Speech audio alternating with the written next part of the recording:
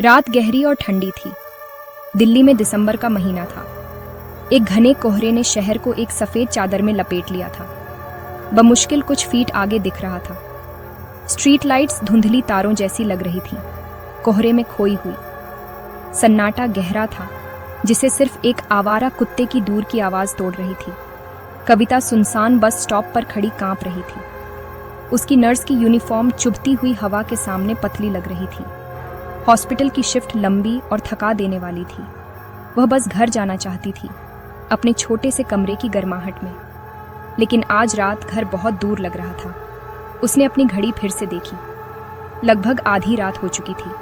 सड़कें खाली थीं, न एक भी कार, न एक भी इंसान। अकेलेपन ने उसके दिल में घुसना शुरू कर दिया, ठंड के साथ मिलकर। हर परछाई हिलती हुई लग रही थी, हर आवाज से वह चौंक जाती थी। बस इतनी लेट क्यों थी? क्या वह आ भी रही थी? घर पैदल जाने का ख्याल उसके मन में आया, लेकिन उसने जल्दी ही उसे दूर धकेल दिया। सड़कें सुरक्षित नहीं थीं, खासकर इस समय। बस उसकी एकमात्र उम्मीद थी, इस ठंडी अकेली अंधेरी रात से निकलने का उसका एकमात्र रास्ता। उसने अपनी शॉल को अपने कंधों के चारों ओर और कसकर लपेट लिया। उसकी सांस हवा में एक छोटे से बादल में बदल रही थी। अचानक उसने कोहरे में से दो धुंधली रोशनी देखी। वे बड़ी और चमकीली होती गईं। यह एक बस थी।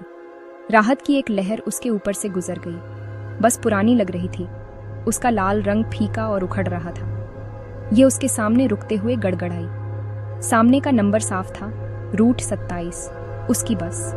दरवाजे एक थकी हुई आह के साथ हिस्सा करके खुले, उसे अंदर आने का न्योता देते हुए। उसने हिचकिचाया नहीं। वह बस ठंड से बचना चाहती थी। वह सीढ़ियां चढ़ी, धुंधली खामोश सड़क को पीछे छोड़ते हुए। अंदर की गर्माहट एक स्वागत योग्य बदलाव थी, भले ही यह थोड़ी अजीब लग रही थी। जैसे ही वह अंदर कदम रखी, एक अजीब सी भावना उसके ऊपर से गुजर गई। बस लगभग खाली थी, जो किसी भी दिल्ली बस के लिए असामान्य था। इस समय भी कुछ यात्री इधर उधर बिखरे हुए थे, चुपचाप बैठे थे। वे आगे घूर रहे थे, उनके चेहरे खाली और भावहीन थे। किसी ने उसे नहीं देखा। किसी को भी नहीं लगा कि वह बस में चढ़ी भी थी। कंडक्टर, एक बूढ़ा आदमी जिसकी आंखें थकी हुई थीं, ने बस उसे सिर हिलाया। उसने खिड़की के पास एक खाली सीट ढूंढी और बैठ गई। बस फिर से चलने लगी, धीरे धीरे घने सफेद कोहरे में वापस गायब होती हुई, जैसे एक भूतिया जहाज एक धुंधले समुद्र में जा रहा हो। यात्रा खामोशी में शुरू हुई। एकमात्र आवाज इंजन की धीमी गड़गड़ाहट थी। कविता ने खिड़की से बाहर देखा, लेकिन कोहरा एक मोटी दीवार था।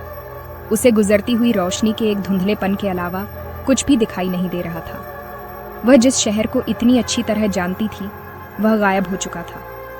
ऐसा लग रहा था जैसे बस एक अलग दुनिया से गुजर रही है, एक ऐसी दुनिया जो कोहरे और परछाइयों से बनी थी।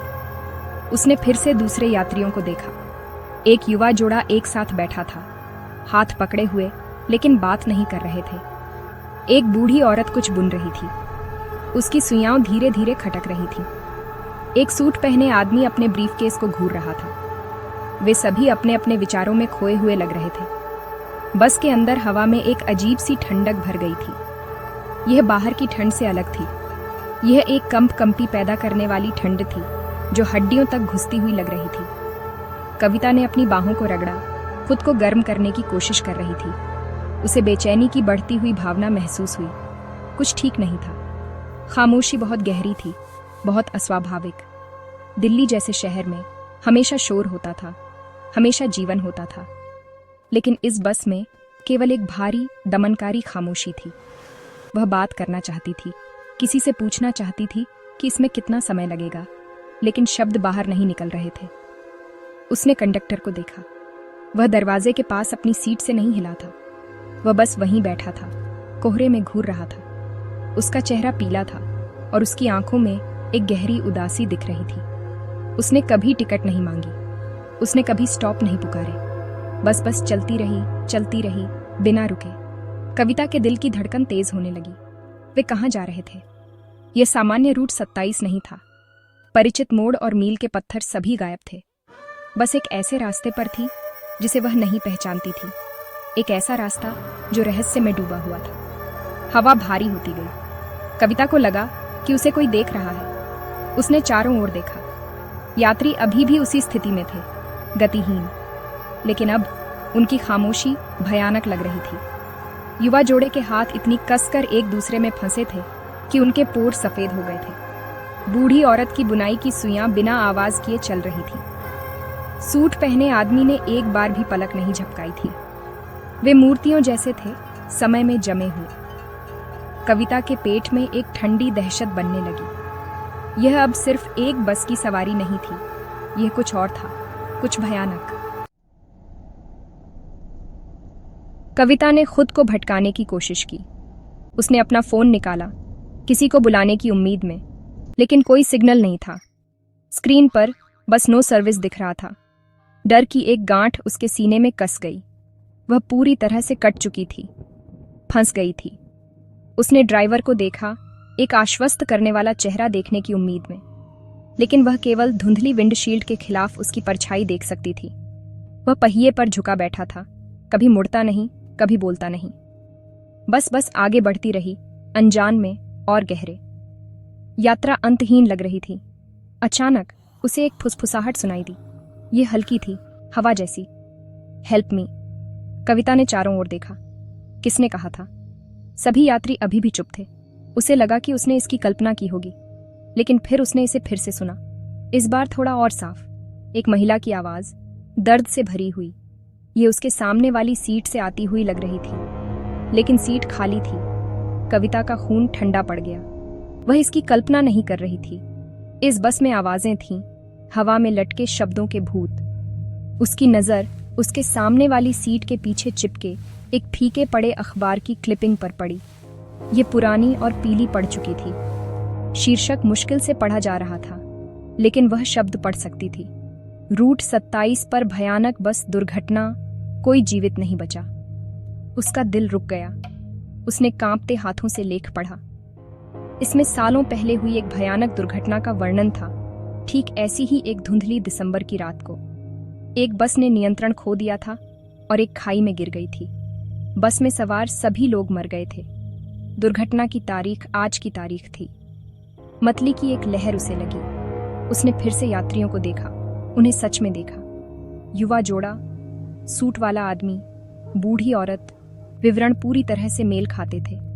वे सिर्फ खामोश यात्री नहीं थे, वे पीड़ित थे। वे उस दुर्घटना में मरने वालों की आत्माएं थीं, और वह उनकी बस में थी। रूट 27 की भूतियां बस, वह बस जो हमेशा के लिए अपनी आखिरी यात्रा को दोहराने के लिए अभिशप्त थी। यह एहसास कविता को एक जोरदार झटके की तरह लगा। वह चिल्लाना चाहती थी, लेकिन कोई आवाज नहीं निकली। डर से उसका गला सूख गया था। बस एक पिंजरा थी, और वह भूतों के साथ फंसी हुई थी। अंदर का तापमान और भी गिर गया।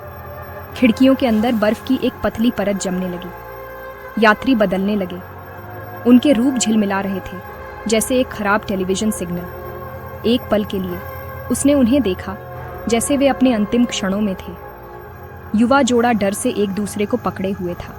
सूट वाला आदमी अपने ब्रीफकेस को पकड़े हुए था। उसका चेहरा डर का नकाब था। बूढ़ी औरत की बुनाई उसके हाथों से गिर गई, और उसने कविता को खाली, खोखली आंखों से देखा। उसका चेहरा अब सिर्फ उदास नहीं था, यह शुद्ध पीड़ा का एक कैनवास था।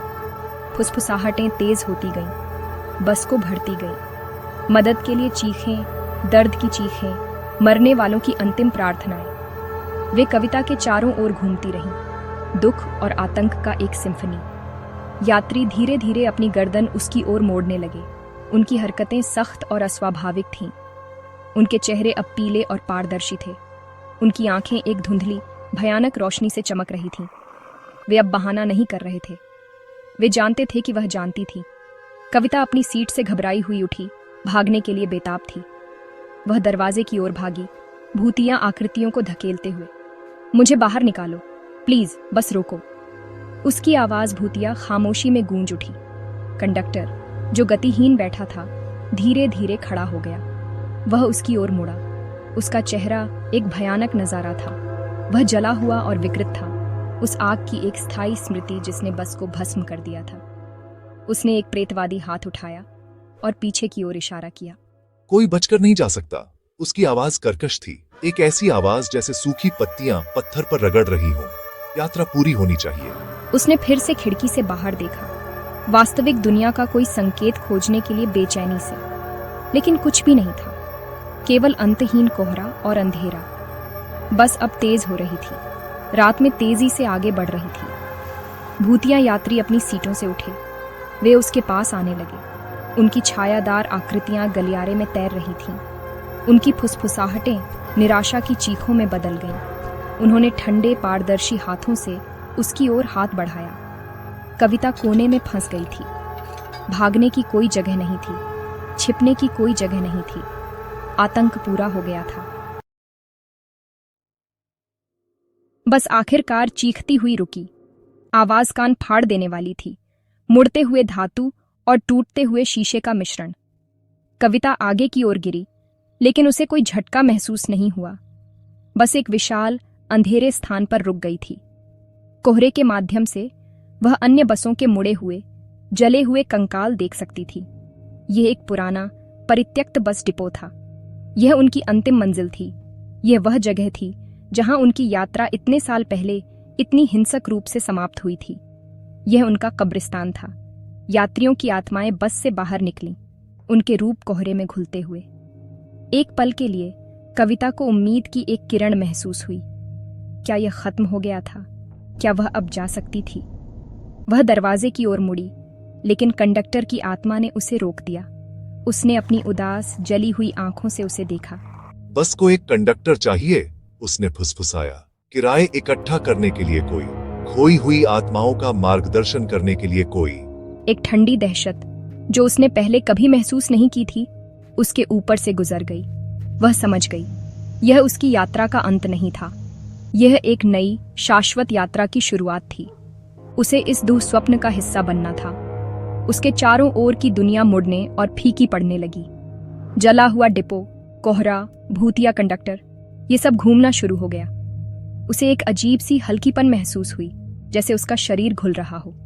उसके जीवन की यादें, अस्पताल में उसकी नौकरी, उसका छोटा गर्म कमरा, सब कुछ दूर लगने लगा। जैसे एक सपना जिससे वह जाग रही थी। उसकी पहचान फिसल रही थी, एक नए उद्देश्य से बदली जा रही थी। उसके अंदर एक खोखलापन बढ़ता गया, एक अंतहीन अकेली ड्यूटी का एहसास। वह अब कविता नहीं थी, थकी हुई नर्स। दृश्य फिर से स्थापित हुआ। कोहरा घूमता और साफ होता गया, उसी सुनसान बस स्टॉप को दिखाते हुए जहां उसका दुःस्वप्न शुरू हुआ था। पुरानी रूट 27 की बस गड़गड़ाते हुए रुकी। दरवाजे हिस्से करके खुले। एक थका हुआ युवा आदमी, शायद एक छात्र, इंतजार कर रहा था। उसे बस देखकर राहत मिली। वह सीढ़ियां चढ़ा और जैसे ही वह एक सीट की तलाश में था, उसने कंडक्टर को देखा। वह कविता थी। उसका चेहरा पीला था, उसकी आंखें खाली और उदास थीं। उसने एक पुरानी फीकी यूनिफॉर्म पहनी हुई थी। उसने बस उसे सिर हिलाया। उसकी आवाज एक खोखली गूंज थी जब उसने कहा, वेलकम। यात्रा अब भी शुरू हुई है। चक्र फिर से शुरू हो गया था।